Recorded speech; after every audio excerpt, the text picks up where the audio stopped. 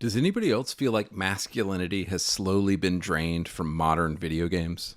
I was looking at recent staff photos of Ubisoft and Halo Infinite developers, and it's all starting to make sense. It's a bunch of fat white liberal women. And white liberal women have no interest in masculine, manly, male characters. They wouldn't even know how to write one if they tried. This is why Rockstar, a company founded by men that at least in 2018 was still mostly run by men, created the magnum opus Red Dead Redemption 2, a game with a manly, well-written main protagonist, Arthur Morgan. If you want to see the seismic shift away from masculine characters, honestly, all you need to do is play a few games from 2006, and you'll see exactly what I'm talking about. Consider how many masculine military games came out in the 2000s. Medal of Honor, Call of Duty, Brothers in Arms, Gears of War, Operation Flashpoint, Rainbow Six, Ghost Recon, Splinter Cell. All of these games were starring men and had themes like brotherhood, duty, sacrifice, honor. Almost all of these franchises have either been killed off, turned into multiplayer games, or went woke. I often wonder why so few modern games appeal to me, and I think another big reason is this. Everything is just so gay now. Compare the games I just mentioned to the modern trash we have to deal with in Overwatch and Apex. Almost every character in these new games is either gay, lesbian, bisexual, trans, or something else. Like, what happened to a masculine dude with a hot chick on his arm? I love the idea of Xbox Game Pass, but I swear every time I open it up and look for new games, there's just so many games that look gay now.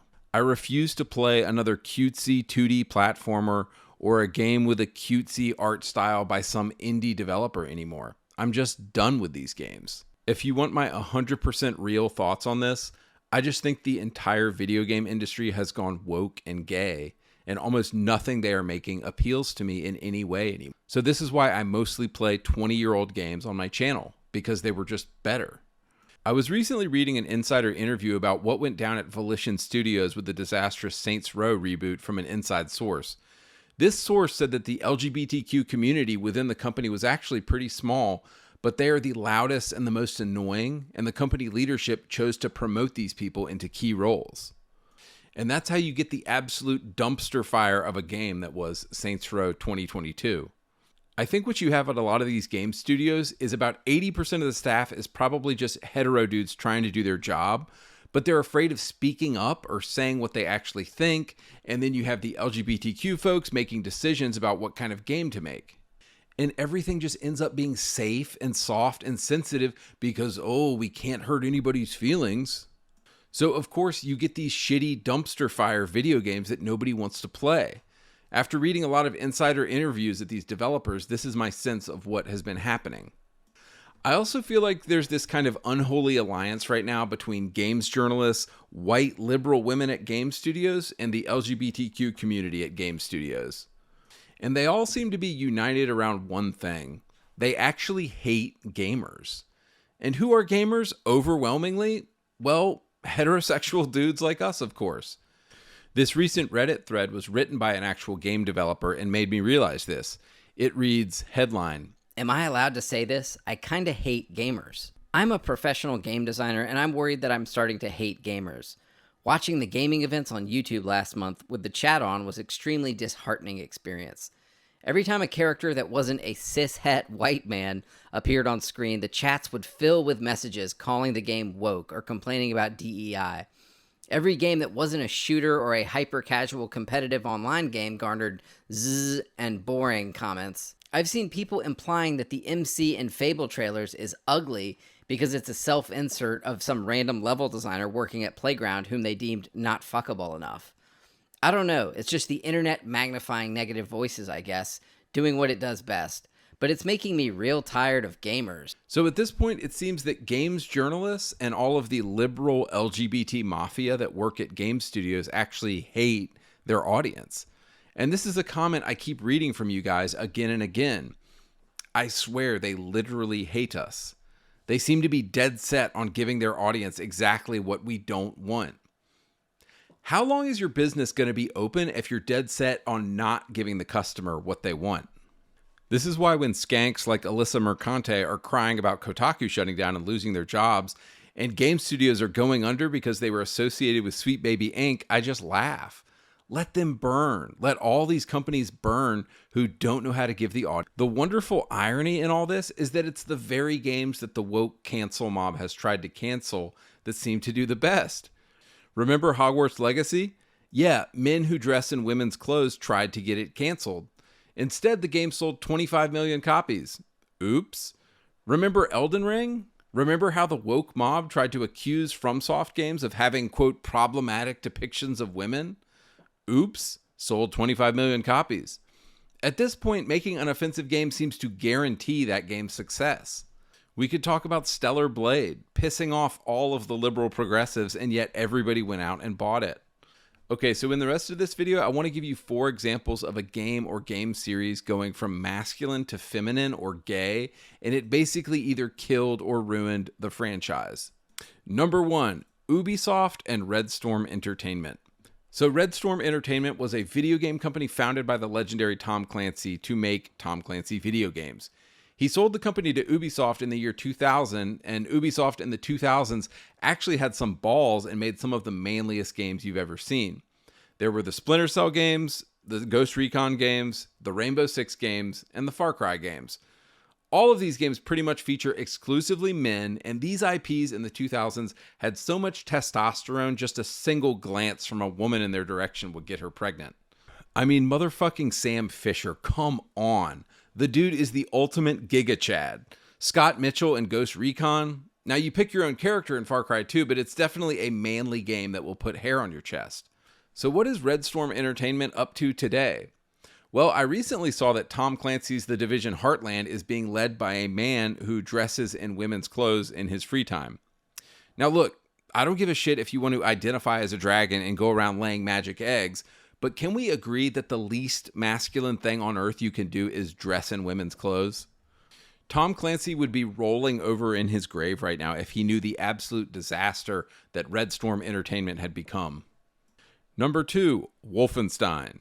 So I was recently playing Wolfenstein The New Order for the first time, which came out in 2014. And I have to say, of all the games I was sure were going to avoid woke Western progressivism, this game was pretty high up there. The first 3 entries of the reboot were all fantastic. They had the badass BJ Blazkowicz, an absolute unit, as the main character, ripping apart entire armies of Nazis with the sexy and smart Anya as his arm candy and wife. Machine Games' first 3 Wolfenstein entries, which came out in 2014, 2015, and 2017, are all great. They have normal men and women doing normal shit in them. Awesome. But of course, the woke mob had to get involved somehow. So you have a beloved series with a beloved, tough, male, manly main character.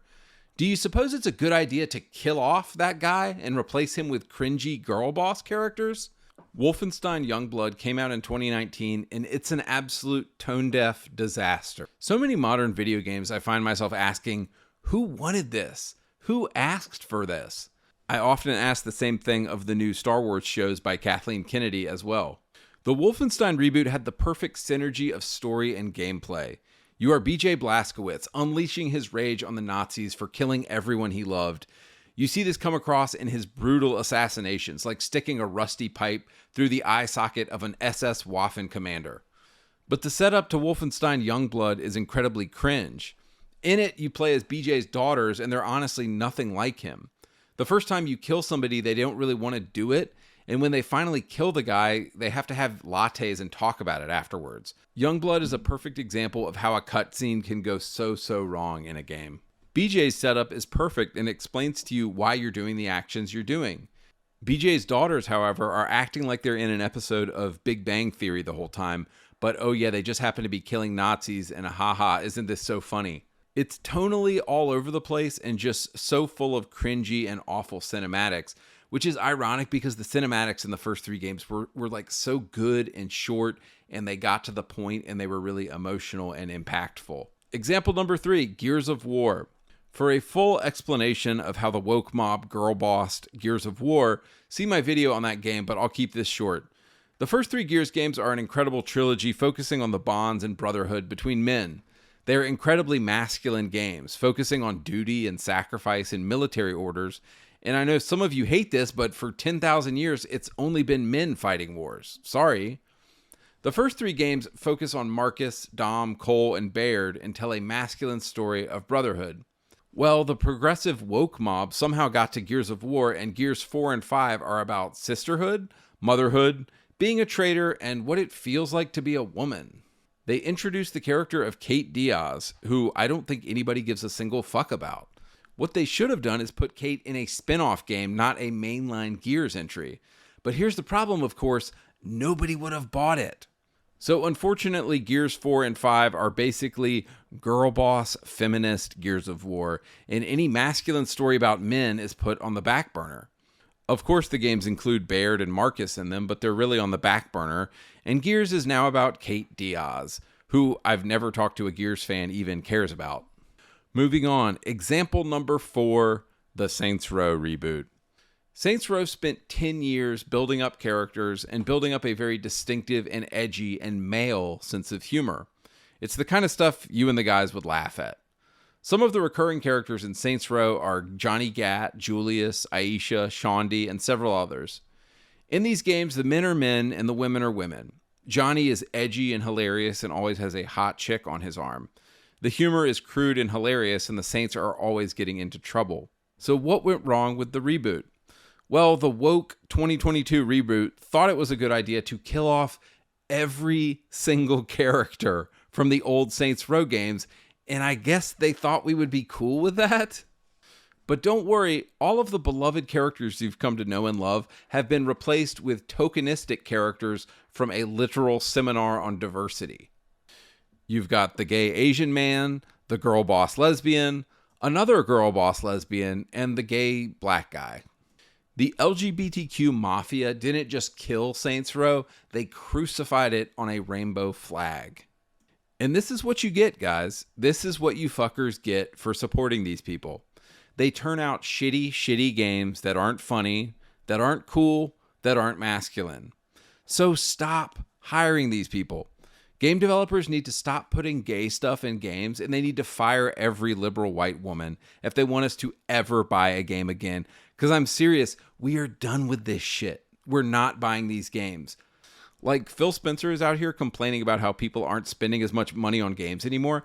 I guarantee if you give us hetero dudes hot chicks in games again and manly men, you will see sales go through the roof. Bring back the glory days of video games. I have this theory that in a few years, we're going to see a turn back to the golden era of video games, and people are going to start buying games again. I recently saw this crazy chart from 2023 that basically showed that people are only playing old games these days. Nobody wants to play anything that's new out right now because it's all woke and it all sucks so bad. So anyway, guys, let's all hope there's a return of masculine characters in games again at some point that we can relate to. All right, I'm out.